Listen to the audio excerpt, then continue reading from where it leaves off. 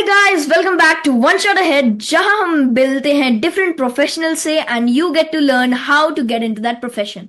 आज मेरे साथ है डॉक्टर मनीष बुद्धिराजा, जो एक रिनाउंड न्यूरोसर्जन है एट अल्केमिस्ट हॉस्पिटल पंचकुला। आज हम इनसे जानेंगे एक डॉक्टर और स्पेशली एक न्यूरोसर्जन बनने के लिए क्या जर्नी होती है, कितनी मेहनत लगती है, कौन सी पढ़ाई करनी पड़ती है और स्टूडेंट्स जो फ्यूचर में मेडिसिन फील्ड में जाना चाहते हैं उनके लिए क्या एडवाइस है। तो doctor Manish sir, welcome to the podcast. Thank you, Viraj. In fact, highly grateful that you have invited me to your beautiful podcast. Thank I you. have listened to many of your podcasts, and you are doing an extremely good work. Thank you sir. Okay, तो let's start sir. सबसे पहले तो मैंने Yeah. आपको thank you बोलना चाहूंगा कि आपने अपना वैल्यूबल टाइम निकाला यहाँ आने के लिए और सबको गाइड करने के लिए यहाँ आए हो सर। सर आप, Please, या, you can ask me the questions you wanted to ask. I'm freely available for all the things, and we can start anytime you say. Thank you. Sir आप कितने सालों से मेडिकल फील्ड में हो और कितने सालों से न्यूरो सर्जरी प्रैक्टिस कर रहे हैं? मैं मेडिकल फील्ड में हूँ around 24 years and neurosurgery that's a long practicing time. since almost 11 years. That's a long time. Yeah, I really feel so. Do you enjoy it? Earlier, I was not enjoying it quite a bit because it was quite hectic. But as my surgical skills enhanced, जैसे जैसे मुझे surgery में मजा आने लग गया, तो तब मुझे मेडिसिन भी बहुत पसंद आने लग गई। तो सर आपने डॉक्टर बनने का सोचा कब था? लाइक बचपन से ही like you wanted to become a doctor, या ये थॉट ही बाद में आई? नो, मैं ऐसा पूरे तरीके से तो क्लियर नहीं था कि मुझे डॉक्टर ही बनना है। बट जब मैं 12th में था तो suddenly something clicked in me कि that I want to be a doctor because I want to serve the humanity and I want to do something good for the society. कि हम्म। मुझे society से अगर कुछ मिला है तो मैं सोसाइटी को भी कुछ दे पाऊँ वापस। तो तो इसलिए सोचा कि I think this is a good field. That's very interesting, but neuro surgeon ही क्यों चूज किया आपने? लाइक क्योंकि बहुत और टाइप के किसी चीज डॉक्टर। में मजा नहीं आ रहा था। और किसी नहीं, चीज। टू बी ऑन द मतलब that was just on a lighter mode. या। न्यूरो सर्जरी इसलिए क्योंकि इसमें जो कॉम्प्लिकेटेड सर्जरीज होती हैं एंड जो हम बहुत ही माइन्यूट एंड बारीक चीजों के साथ हैंडलिंग करते हैं, उसमें जो एक एड्रेनलिन रश मिलता है, जो किक मिलती है, वो और किसी चीज में नहीं मिलती है। हम्म। एंड जो वैरायटी है हमारे न्यूरोसर्जिकल केसेस में, उतनी वैरायटी भी किसी और फील्ड में मुझे नहीं लगती है। इसलिए मैंने न्यूरोसर्जरी ऑप्ट किया था। हम्म।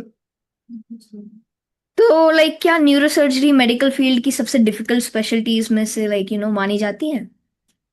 नहीं, ऐसा नहीं है। मेडिकल फील्ड हर एक चीज ही डिफिकल्ट है। ये केस टू केस बेसिस होती है। बट डेफिनेटली जो न्यूरोसर्जिकल सर्जरीज होती हैं वो बहुत ही मेटिकुलस होती हैं। ऐसे ही अगर हम बोल के चले, रिनल ट्रांसप्लांट भी बहुत मेटिकुलस है, लिवर ट्रांसप्लांट, हार्ट ट्रांसप्लांट, जो बड़ी बड़ी सर्जरीज होती हैं वो सब मेटिकुलस और बहुत ही कॉम्प्लिकेटेड रहती हैं। सो ऐसा नहीं है कि न्यूरो सर्जरी बहुत ज्यादा इस चीज में डिफिकल्ट है या बहुत सबसे हाई रेटेड है। बट डेफिनेटली अगर हम ओवरऑल सिनेरियो देखें तो number of procedures, number of complicated procedures are much higher in neuro surgery as compare to the other branches. So, like, there are more difficult types of like doctory, right? ऐसा नहीं है कि more difficult kind of डॉक्टरी, but हाँ similar kind of complicated scenarios और बहुत काफी होते हैं। जैसे मैंने नाम लिया, रेनल ट्रांसप्लांट एक कॉम्प्लिकेटेड चीज है, लिवर हार्ट ट्रांसप्लांट कॉम्प्लिकेटेड चीज है। जो कैंसर की सर्जरीज होती हैं बड़ी बड़ी, जिनमें बहुत ज्यादा घंटों लग जाते हैं, वो भी बहुत कॉम्प्लिकेटेड चीज है। So it is not about a competition की which is more complicated which is less complicated. हर एक चीज की अपनी एक अलग कॉम्प्लिकेशन होती है।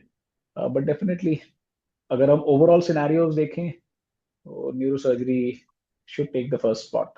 And हाँ। I'm biased also. ओके। तो सर आपके टाइम पर मेडिकल एंट्रेंस एग्जाम्स कैसे होते थे? क्या लाइक नीट जैसा सिस्टम था कोई? नहीं, हमारे टाइम पे नीट नहीं हुआ करता था। हमारे टाइम पे एक स्टेट लेवल एग्जाम्स होते थे, स्टेट एंट्रेंस एग्जाम्स, एंड एक ऑल इंडिया एंट्रेंस एग्जाम होता था। तो दोनों के अलग अलग एग्जाम्स थे, तो दोनों में से जिसमें आपका क्लियरेंस मिलता था आप उसके थ्रू चले जाते थे। अब नीट एक परफेक्ट एग्जाम्पल है कि आपको एक ही एग्जाम देना है एंड देन स्टेट वाइज उन सब चीजों को डिस्ट्रीब्यूट कर सकते हैं, बट हमारे टाइम पे चीजें बहुत डिफरेंट थी। हम्म। तो अगर लाइक 11th और 12th के स्टूडेंट्स को प्रिपरेशन तो लाइक कैसे करनी चाहिए और लाइक कब से ही स्टार्ट कर देनी चाहिए? एक ना बहुत ही गलत ट्रेंड आ गया है आज की डेट में, जिसमें पेरेंट्स बच्चों के ऊपर बहुत ज्यादा प्रेशर डालते हैं कि आप 7th 8th में ही इस चीजों की प्रिपरेशन स्टार्ट कर लें। ऐसा नहीं होना चाहिए। आप अगर 11th से भी अपनी प्रिपरेशन अच्छे से स्टार्ट करते हैं तो भी आप मेडिकल, इनफैक्ट इंजीनियरिंग, अच्छे अच्छे कॉलेजेस में इजीली एंट्री ले सकते हैं। So 2 years are more than enough for your preparation. More than that is ideally not required. अगर आप 2 साल भी डेडिकेटेडली किसी भी ब्रांच को दे देते हो, that is sufficient for the preparation. Alright, so like coaching जरूरी होती है या सेल्फ स्टडी से भी हो जाता है सिलेक्शन? देखिए ये ना अपने ऊपर डिपेंड करता है। अगर आप बहुत ही ज्यादा प्रोग्रेसिव हो इस चीज में कि आप खुद से ही सब कुछ पढ़ लोगे, बहुत ज्यादा आपके अंदर एंथुजियाज्म है, then definitely it is not needed. लेकिन अगर आपको लगता है कि मैं किसी चीज में लैग कर रहा हूँ, तो a teacher can add on to that. Teacher can made you understand the difficult things which you are not able to understand by yourself. So definitely the coaching helps until and unless you are extremely talented and you are very good at what you are doing. So it totally depends on the student. Exactly. And I am मेरी ये राय रहेगी कि पहले पढ़ के खुद देखिए कि आपको चीजें समझ में आ रही हैं। नहीं आ रही हैं तो कोचिंग तो आप कभी भी ज्वाइन कर सकते हैं, बट एटलीस्ट एक बार ही खुद से ट्रायल लेना बहुत जरूरी है। ओके, तो आज जो स्टूडेंट्स नीट की प्रिपरेशन कर रहे हैं उनके लिए आपकी क्या एडवाइस होगी? मेरी एक ही एडवाइस रहेगी, सबसे important is perseverance. Perseverance means continuous efforts and keep on hammering. अगर आप कंटिन्यूअसली एफर्ट करते रहोगे, you will definitely succeed and never lose hope.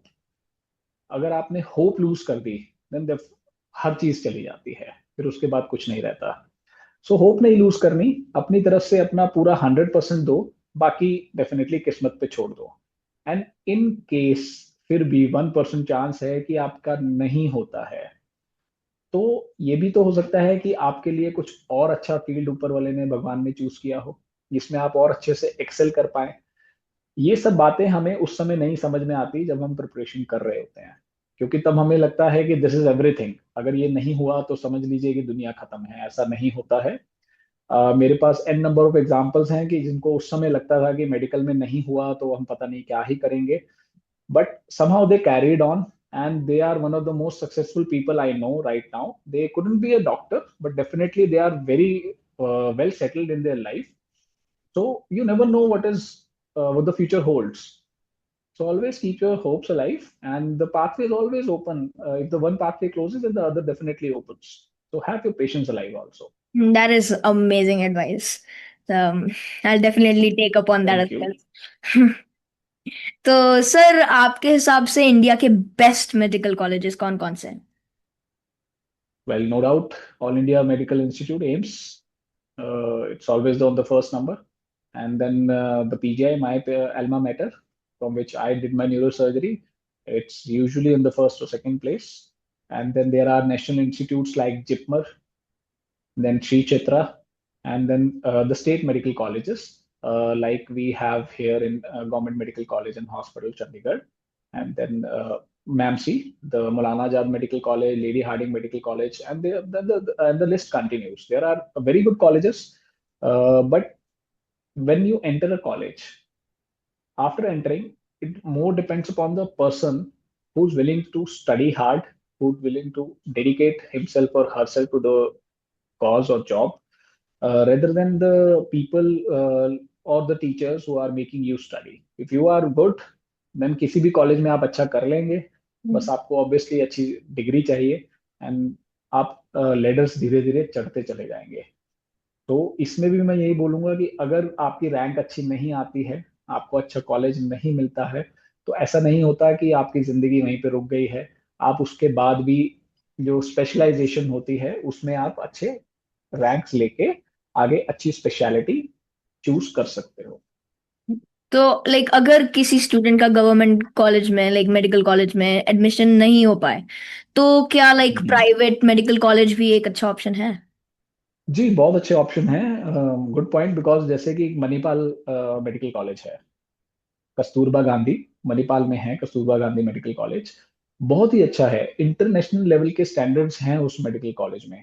ऐसे ही और भी प्राइवेट कॉलेजेस हैं, देहरादून में हैं, इंदौर में हैं, जिनका study quality is extremely good. So obviously financially थोड़ा सा एक्स्ट्रा उसमें लगता है, but study wise they are at par with any good medical college in India. तो कॉलेज चूज करते वक्त स्टूडेंट्स को सबसे इम्पोर्टेंट चीज लाइक किस बात पर लाइक ध्यान देना चाहिए? थोड़ा सा बैकग्राउंड चेक कर लेना चाहिए। थोड़ा सा ये देख लेना चाहिए कि लैंग्वेज बैरियर्स ज़्यादा ना हो, बिकॉज एक नॉर्थ इंडिया से उठ के कोई साउथ इंडिया जाता है, इनिशियल ट्रबल्स होते हैं, no doubt. Later on everything carries on, but initial troubles तो डेफिनेटली आएंगे ही आएंगे। तो अगर हमारे अपने एरिया में, नियर बाय एरिया में कोई अच्छा मेडिकल कॉलेज मिल जाता है तो that is the best thing. Alright so तो अदरवाइज फिर भी नहीं मिलता तो you can definitely go away from home, learn new things, learn new language that will add on to your overall profile in the career. Alright, तो doctor बनने में approximately कितने साल लग जाते हैं from MBBS to specialist surgeon? मुझे तो लगता है मैं अभी भी डॉक्टर नहीं बन पाया हूँ ढंग से, तो it is a life long process. तो बट अगर स्टडीज की बात करें तो इट्स 5.5 years of MBBS.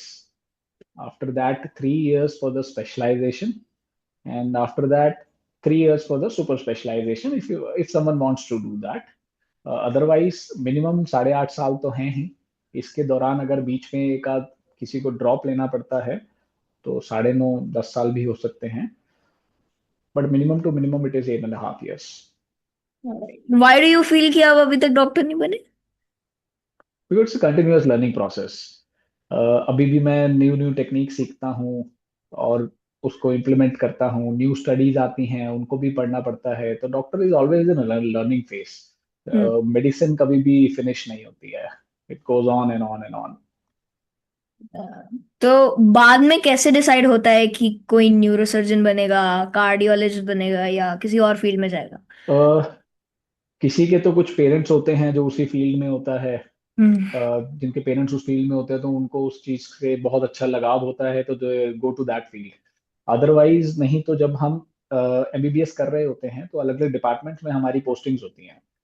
तो उन पोस्टिंग्स के चलते हुए हमें ये समझ में आता है कि हमें किस चीज में ज्यादा इंटरेस्ट है। हम्म। देन डेफिनेटली जिसमें भी हमको ज्यादा इंटरेस्ट है हम उसमें अपनी एंट्री ले सकते हैं, बट आजकल it all depends upon the rank also, कि आपकी रैंक कितनी आई है उसके हिसाब से आपको कौन सी फील्ड मिलेगी। तो स्टूडेंट्स कैसे इंटरेस्ट अपना फाइंड कर सकते हैं लाइक फॉर लाइक कौन सी मेडिकल स्पेशलिटी बेस्ट रहेगी उनके लिए? With the postings, like I said कि अगर आपका पीडियाट्रिक्स में पोस्टिंग लगा, आपको उसमें इंटरेस्ट आ रहा है, तो आप अपने टीचर से बात करके वहां पे कुछ और दिन अपनी पोस्टिंग एक्सटेंड कर सकते हैं। ऐसे ही अलग अलग जो सब स्पेशलाइजेशन है उनमें आपकी पोस्टिंग्स लगती हैं। So you work there for a month, for 2 months, for 6 months में भी। तो उनकी पोस्टिंग्स के हिसाब से आपको ये समझ में आता है कि this thing is clicking to me. तो हम्म। वहां से इंटरेस्ट डेवलप होना शुरू होता है। और किसी को ये लगता है कि नहीं, मैं सर्जरी में पोस्टेड था, मैंने बहुत अच्छे अच्छे केसेस देखे, मुझे उसमें मजा आया, सर्जरी की बुक्स पढ़ के बहुत अच्छा लगता है, तो that person goes towards the surgery side. किसी को ये लगता है कि no, I can not see this much of trauma and this things, so I am good with the physician, good being a physician, तो that person goes to be in the MD medicine side. Hmm. So like What do you, chalo, may I ask you a question? What if do you think you will become a doctor? Do you want to become a doctor or not? So As of now, just a random question. Yeah, It I know. may I not yes, be. yes, yes. So पहले like when I was a kid, I used to watch like some movies उसके अंदर like देखते थे कि doctor such as Munna भाई MBBS, उसके Uh, अंदर बड़ा इंटरेस्टिंग लगा कि सर्जरी स्टफ लाइक दैट। तो हाँ थोड़े टाइम के लिए था, but like right now I am doing rifle shooting, तो अभी मेरा पूरा focus, yeah, I've heard that. Yes, पूरा फोकस अभी towards rifle shooting and I am hoping to like excel in that sport. Good, good, फिलहाल definitely. Yes doctor बनने का तो like I want to, like 10%. Okay, okay. नहीं नहीं, you are doing very good in rifle shooting. So that was just a random question. या okay, तो like एक doctor like you sir, like एक normal day आपकी life में कैसा होता If you are asking me कि आजकल normal day कैसा होता है, तो it's very hectic, hectic. है? So I wake up in the morning, go to the gym, do some exercises, then come back, come to the hospital, do my cases, and go back home by 7 or 8 p.m. And then just relax, play with my daughter, spend some time with my daughter, and that's it. And then sleep. So it's quite hectic या सबसे because you get very less time. या तो like talking about your cases, like सबसे challenging surgery या case आपको कौन सा है या जो अभी तक याद है? So I think most challenging cases are brain tumors at the depth in the depth of the brain. Because आपको वहां तक पहले पहुंचने में ही बहुत एफर्ट्स एंड बहुत लंबा रास्ता तय करना पड़ता है, कॉम्प्लिकेटेड। फिर उसके बाद उस ट्यूमर्स को निकालना एंड उस ट्यूमर्स को सेफली निकालना ताकि नॉर्मल ब्रेन को कोई नुकसान ना पहुंचे, that is the challenge. And then you have to come back. So अभी तक भी लाइफ में भी जो बहुत बड़े बड़े ब्रेन ट्यूमर्स मैंने किए हैं, हम इसे स्कल बेस्ड ट्यूमर्स कहते हैं, तो आई जस्ट लव दोस, मतलब doing those kind of surgeries. तो लाइक आप लाइक ये this pressure in the operation theatre, how do you handle it? It's huge. But अब तो आदत पड़ गई है, शुरू शुरू में लगता था कि नहीं हो पाएगा। एंड इनफैक्ट ऐसा एक स्टडी भी हुआ था जिसमें न्यूरोसर्जन्स का intra operatively during surgery BP measure किया गया था, तो it was sky high. But somehow we listen to songs, keep on chit chatting with each other to keep the pressure low as much as possible. But definitely it's higher than the usual because you are working in a crucial area. आप वहां पे बिल्कुल छोटी सी गलती भी afford नहीं कर सकते हैं। सो बट अब तो इतने साल हो चुके हैं कि अब नहीं फर्क पड़ता है, it's almost a daily job for us. So like do you also need to keep like keep up with the technology, like अब robotics like आ गया है बहुत ज्यादा, so yes like yes you yes need to study, definitely. so you need to study No on that. doubt, neurosurgery. Yeah, definitely. We need to work on that. We need to improvise our techniques also. हम लोगों को no doubt neuro surgery में अभी robotics उतना नहीं आया है, Oh. बाकी फील्ड्स में आ गया है। Many people are doing those things. But definitely अगर आप वो पेस नहीं रखोगे दुनिया के साथ, तो आप पीछे रह जाओगे। सो हमको भी उसी तरीके से नई नई टेक्निक सीखनी पड़ती हैं, न्यूअर एडवांसेस सीखने पड़ते हैं, कंटिन्यूअस वर्कशॉप्स करनी पड़ती हैं, एंड सीख के आगे बढ़ते हैं। तो क्या कभी ऐसा होता है कि सर्जरी 8-10 घंटे या उससे भी ज्यादा होती है, लाइक चलती है? हमारी तो यूजुअल सर्जरी ही 4-5 घंटे होती है। हाँ। तो neuro surgery take a very long time. So तो उसके आसपास काफी बार होता है 8-8 10-10 घंटे। तो मतलब अभी in fact last Saturday I was operating for almost 7.5 hours। So wow. Neuro surgeries are takes quite longer time as compared to the surgeries। तो डॉक्टर बनने के लिए सबसे इम्पोर्टेंट क्वालिटी क्या होनी चाहिए according to you? As I told you earlier also, perseveration and dedication. हम्म। Perseveration is keep on repeating it, keep on repeat. doing it। मतलब एक रिपीट मोड पे जैसे एक सॉन्ग प्ले हो जाता है ना, और फिर वो हमारे दिमाग में बस जाता है, उसकी हर एक लिरिक्स हमको याद हो जाती क्या है। बोलते हैं? उसी तरीके से जो भी आपको करना है बस लगे रहो, keep on doing that on repeat mode, you will definitely succeed. And obviously you need 100% dedication. ऐसा नहीं है कि आप सोचो कि मैं कुछ और भी कर लेता हूँ, ये भी कर लेता हूँ, देख लेंगे हो जाएगा कि नहीं हो जाएगा, तो this is not an option. This needs your total dedication. तो like last podcast like we had with Arman Tandon as well, right? उन्होंने भी यही या बोला था, if you want to do something उसको 100% देना पड़ेगा। फोकस नहीं हिटना चाहिए, हाँ। यस तो as you are doing with your rifle shooting. Okay. Yes. तो डॉक्टर बनने के लिए बहुत ज्यादा सैक्रिफाइसेस क्या करने पड़ते हैं? आई वुड से कि देखिए कोई भी अच्छी चीज पाने के लिए कुछ सेक्रीफाइस तो करने पड़ेंगे ना। हम्म। और वो चाहे मेडिसिन हो या कोई भी फील्ड हो। इनफैक्ट जो बड़े बड़े एंटरप्रेन्योर्स भी हैं, उनका भी यूथ काम करने में ही जाता है। उसी तरीके से अगर हम लोगों को भी बहुत ज्यादा अच्छा सीखना है, डिग्रीज लेनी है, तो वो जो एक 20s to 30s वाला पीरियड होता है, एज ग्रुप, वो हमारा पढ़ाई में ही जाता है। तो this is a sacrifice we make definitely. बहुत सेक्रीफाइस लगता है, उसके बिना आप कभी भी आगे नहीं पढ़ पाते, चाहे वो मेडिसिन हो या कोई भी फील्ड हो। You have to sacrifice. So you like I have like this question जो like I've been dying to ask to a real doctor. He like या yes. So what is your opinion for artificial intelligence? Ki can it replace like doctors in the future? Not in the nearby future, but I would say some branches are really at risk, like the radiology and pathological branches, जिसमें हमें x ray read करना है, MRI read करना है and reporting बनानी है। Hmm. But as a physician, as a surgeon, things will take quite a lot of time. क्योंकि जो एक इमोशनल फैक्टर होता है कि आप पेशेंट के साइक को अंडरस्टैंड करते हैं, पेशेंट की बीमारी को अंडरस्टैंड करते हैं, दिस इज नॉट 2 + 2 = 4। Hmm. यहाँ पर 2 + 2 can be 22, can be 5, can be 1000। So हाँ. ये एक बहुत ही इंडिविजुअलाइज्ड कॉल्स होती हैं। So I don't think robots उतने इमोशनल इतनी जल्दी हो पाएंगे। Hmm. At the back end you will always need a human mind जो Hmm. उस चीज को कंट्रोल करे। So I don't think the robots will ever replace physicians और सर्जन्स। सबसे बड़ा मिथ क्या है और like what's the like the biggest misconception? सबसे बड़ा मिथ ये है कि उनको लगता है कि हम लोग मस्ती नहीं करते। हम लोग बहुत मस्ती करते हैं, Hmm. हम बहुत एंजॉय करते हैं। ठीक है, डेफिनेटली। आप लोगों की मस्ती अलग तरीके की होती है, मतलब नॉर्मल नॉन मेडिकल पर्सन, हमारी थोड़ी अलग तरीके की होती है, but we enjoy a lot. It's not that कि वी डोंट एंजॉय। और उनको ये भी लगता है कि डॉक्टर्स आर टू मैकेनिकल, कि उनमें इमोशंस कम हो जाते हैं धीरे धीरे, बिकॉज वो सेम चीज से डील कर रहे हैं। ऐसा भी नहीं होता है।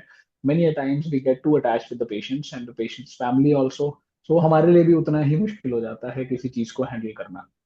सो I think these two are the major misconceptions according to me. Right, तो आज के टीनेजर्स जो मेडिसिन फील्ड ज्वाइन करना चाहते हैं, आपके टॉप 3 टिप्स क्या होंगे उनके लिए? First tip, never lose hope, and there is always an alternative. Don't take any wrong step. Second tip, definitely it's a hard thing to get into and obviously continue करना and उसके पार निकलना बहुत लंबा समय लग जाता है, but उस पार जाके बहुत मजे आते हैं। When you cross the river is under a high flow, you will feel a lot of turbulence, but once you cross the river, it is fantastic.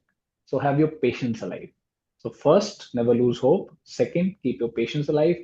Third, give your full dedication to the field. Right, so and अपने मतलब एक चौथा भी मैं add करना चाहूंगा। ये sure. अपने पेशेंस और अपने प्रोफेशन से हमेशा ईमानदार रहना है, गलत नहीं करना, बस। So true. ऑलराइट, तो let's go for rapid fire now. One word answers, oh okay?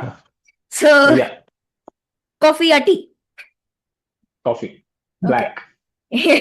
Favourite subject in school? School में तो मैथमेटिक्स। हाँ। हाँ। Okay. I most know you might be very astonished upon that, but Yes, I maths was my am. I first thought it. favorite subject. I thought like science hoga or something like that. But हाँ, मतलब maths? Science और math can be rated equally, but I love maths. It's okay. Let's move on. Most rewarding part of being a doctor. The look on the face of your patient's family when you have successfully treated that person. One quality every doctor should have. Uh, ईमानदारी। Like really got me thinking. Like this is again from a movie, Munna Bhai MBBS again. कि like that professor, like the president of the university, right? उसने बोला कि you can't be attached to the patient or the patient's family. It like it should be like just an ill body to you. Do you think that should be the case? No, I don't agree with that. You should not be totally detached from the people, but not too much attached also. So you have to find a thin line between that, and that works. Hmm. Because फिर तो जैसे मैंने बोला कि फिर तो mechanical हो जाएंगे ना, then there is Hmm. no difference between a robot and a What doctor. it is. And आपने जैसे बोला like कि like you also have fun, like of course like different types of fun, of course, तो like हाँ। मेरे को like when you join no तभी पता लग गया था, like you were so positive. मेरे को लगा सीरियस होएंगे कि जल्दी जल्दी करना होगा, बिजी होएंगे ऐसे नहीं टाइप। रे यार, नहीं इतना सीरियस रह के कहाँ जाएंगे, हमें भी तो एक घर पे जाना होता है विद लाइट माइंड, हाँ। And obviously we have to go through the day in a less pressure sort of thing. अगर सारा 24 घंटे प्रेशर लेके हाई करेंगे तो वी तो will suffer from high BP और something else also, so it's good to be light. Okay, so last and final question to you. What would be your advice for teenagers? As we have discussed earlier also, keep on working, keep on giving your 100%, keeps your hopes alive, but always prepare for the negative end also. And don't think that is the end of the world. Don't lose hope. Don't never lose hope. तो चलो, thank you sir, like you gave very valuable time to us, and Thank you, Viraj, for calling me. it was a wonderful experience talking about neuroscience. Same here. And you are doing a wonderful job. Keep on doing it. And wish you all the good luck in this world. Thank you. And hope you reach multi-million followers very soon. Thank you sir. Thank you. Okay. All right. Bye-bye. Bye sir. Thank you. Thank you guys for joining. हमें आज बहुत कुछ सुनने को मिला, समझने को मिला, and I really hope this helps you out. And if you are planning to become a doctor later on, best of luck to you. So thank you for tuning in with One Shot Ahead by Viraja, and I will see you in the next podcast. Bye bye.